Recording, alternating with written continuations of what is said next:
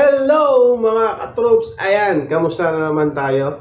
Welcome to my channel. So kung bago ka lang sa akin channel, huwag mo kakalimutan mag-subscribe and hit the bell button para mag-update ka sa mga review natin ng mga helmet. Ngayon, anong gagawin natin ngayon mga katroops? Ngayon ay mag-unbox tayo ng isang helmet. So itong helmet na to mga katroops ay napanalunan natin sa Kobe Motorcare Philippines, o ito yung Kobe ko, sinalihan natin sinalihan natin ng motovlog content. Yan, so nagkaroon tayo ng pagsali sa motovlog content, and then sa elimination nanalo tayo. Then ito nga yung napanalunan natin na prize. So ito yung SEC helmet at saka yung gloves, SEC gloves. Ayan, so ngayon makikita ko sa inyo kung ano ang laman ng binigay sa atin ni Kobe. Ayan, and syempre ni SEC. So maraming salamat sa inyo, shoutout sa inyong lahat. Malaking experience yung naranasan namin doon. So soon, sana makapag-entry pa rin ako dyan sa Kobe. Ayan, okay. So sana ambassador, siguro medyo matagal-tagal pa pag-usapin pa yan. Kung maging ambassador o maging partner si Kobe or si SEC. Pero soon, siguro sana, sabi nga nila, is law of attraction yan. Kaya tuloy-tuloy lang tayo, grid lang tayo ng grid. Okay, ngayon, unbox na natin and lagay ko na muna dito yung napanalunan natin. So, matagal-tagal na rin naman ito dumating sa bahay. So, ngayon na natin i-unbox.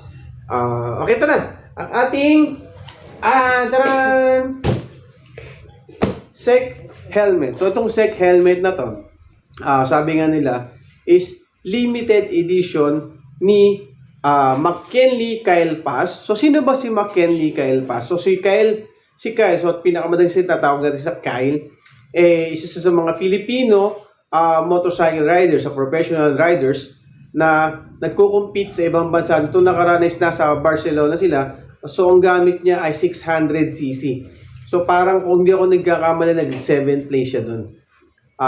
Kung hindi nyo pakilala, so search nyo lang din si Kyle Pass, isa sa mga Filipino riders natin na soon maging world champion sa mga race. Sana sa MotoGP makasama na rin siya. Sa 19 years old lang to, itong batang to. Okay, so ito na. Ito yung kanilang limited edition na SEC helmet na gawa or sariling Kyle Pass. Okay, so buksan na natin yung i-unbox na natin. So dahil nga tayo nanalo sa doon, sa elimination, ito yung napanalunan natin, yung gloves, SEC gloves.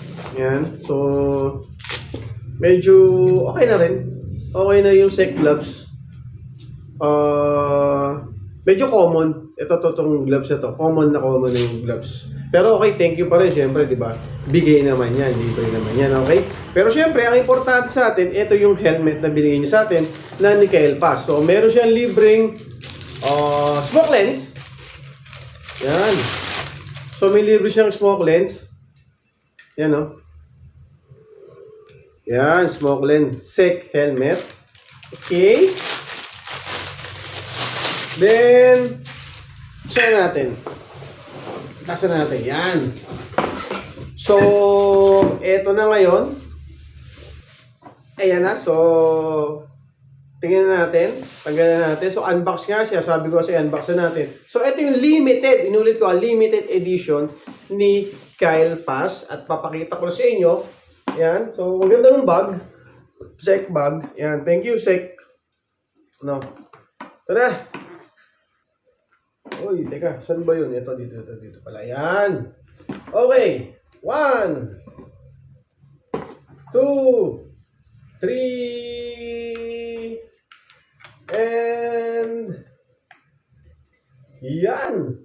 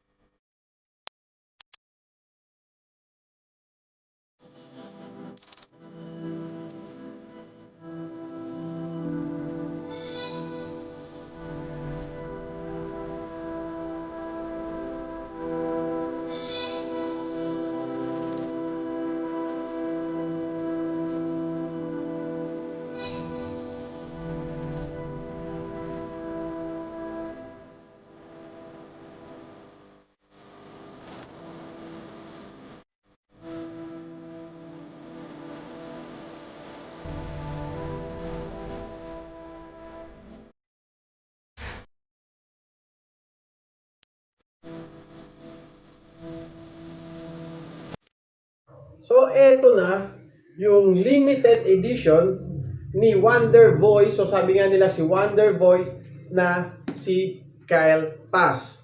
Ayan, no? Di ba ang ganda ang aras? So, yan, no? Dahil nga limited, meron siyang pangalan dito. 1, 2, 3. Ayan, no? The Wonder Boy, McKinley Kyle Pass. So, yan. So, McKinley Kyle Pass.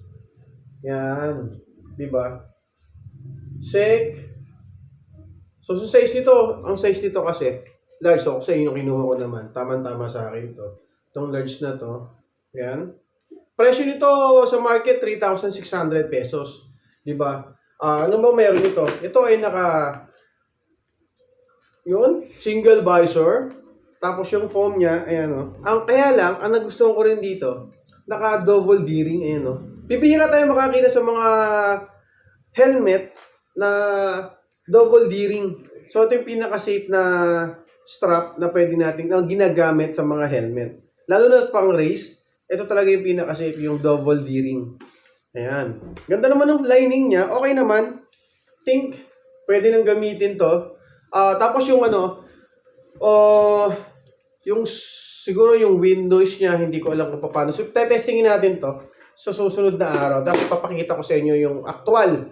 Kung may wind noise ba o malakas ba yung wind noise. Siya normal ang helmet is may wind noise siya. So, depende kung malakas ba siya o mahina. Ngayon, kasi meron siyang air vent dito sa taas na to. Yan. Siguro yung air vent niya, pag pumasok doon, dito siya lalabas na. Yan. So, yun lang naman na nakita ko air vent. Isa lang, nasa taas lang, tsaka dito. Siguro pang race, siguro talaga para wala masyadong wala masyadong yung wind noise. Kasi tingnan mo, isa lang yung pinaka-air vent niya. Tingnan natin to sa mga susunod na araw paggamit natin. Kasi gagamitin talaga natin. So ngayon na nakalagay dito, clear lens. Then, sukat natin. Yan, no? Wow! Ang ganda. Ayos din. Okay din. Wala problema. Yung foam, yung lining, okay para sa akin. Maangas tignan. Inulit ko. Okay.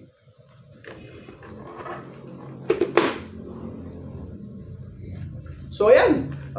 Ito na yung ating unboxing ng McKinley Kyle Pass na limited edition o limited lang talaga ang nagkakaroon nito o inilabas ni Sec Helmet. So, shoutout syempre kay Sec Helmet. Maraming salamat dito. Syempre kay Kobe.